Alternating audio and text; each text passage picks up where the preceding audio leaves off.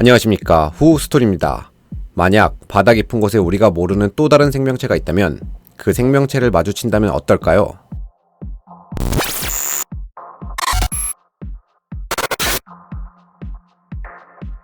바로 영화 언더워터 2020인데요. 해저 11km에 위치한 세계 최대 깊이의 시추공 건설 작업을 위한 케플러 기지에는 많은 기술 과학자들이 살고 있죠. 그러다 외부의 큰 충격으로 인해 기지가 부서지며 혼란에 빠지게 됩니다. 영화 언더워터는 몰입감이 참 좋았는데요. 그 이유가 영화가 시작하자마자 얼마 안 된 초반에 바로 사건이 터지면서 관객의 흥미를 유발합니다.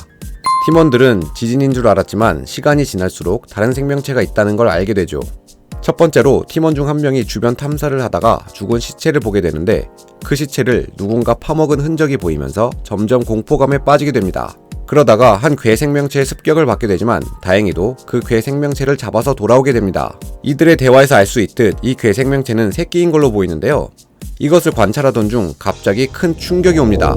아마도 새끼를 찾으러 온 것 같은 느낌적인 느낌이 들기도 했네요. 그렇게 더 큰 생명체가 있다는 사실을 인지한 후 탈출을 시도하는데 역시나 공식에 따르듯이 한 명이 죽게 되죠.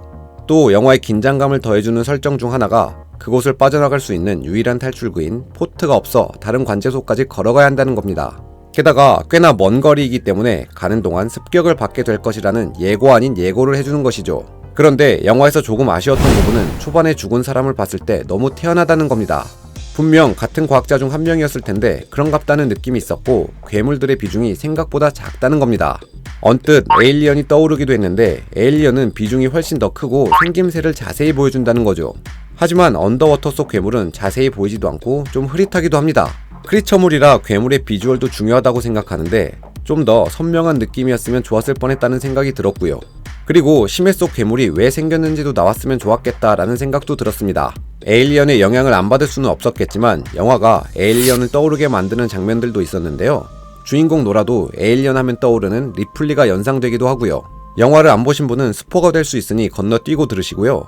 영화 후반부 클라이막스에 괴물들의 왕인 듯한 킹 괴물이 등장을 하는데요. 영화 초반 지진이라고 착각했던 것도 아마 이 킹 괴물의 짓이지 않을까 합니다. 여하튼 이 킹 괴물도 에일리언 시리즈에 에일리언 퀸이 떠올랐는데 비주얼적으로도 비슷하다고 생각이 들었습니다.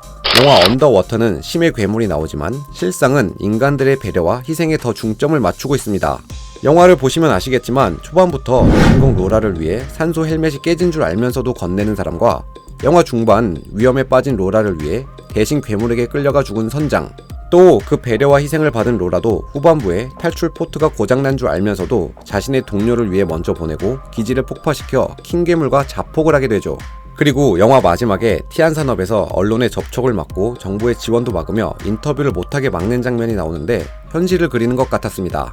또한 이 사고 공개를 거부하며 끝내 미제의 사건으로 마무리시키고 다시 심해 유전 시추를 재개하려는 모습이 나오는데 씁쓸함이 느껴졌습니다. 엄청나게 혁신적인 새로운 크리처물을 봤다까진 아니지만 그래도 나름 나쁘지 않았던 영화 언더워터였고요. 저는 지금까지 후스토리였습니다. 나가시기 전에 좋아요, 구독, 알림 설정 부탁드릴게요. 그럼 안녕!